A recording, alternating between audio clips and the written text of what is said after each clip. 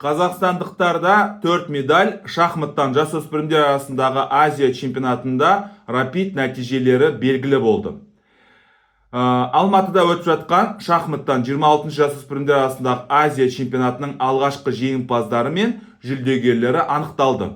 Рапидте алтын медаль иегерлері Қазақстан 4, FIDE туының астында Ресей 3, Үндістан 3, Вьетнам 1 және Иран 1.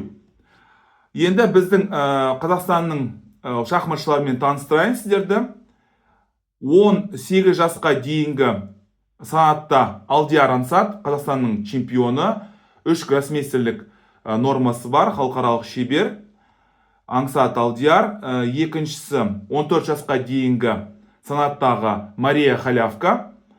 12 жасқа дейінгі санатта Сүлейман Ахмет. Және 8 жасқа дейінгі санатта Адинур Әділбек. Сонымен Қазақстан жалпы командалық есепте бірінші орынға шықты.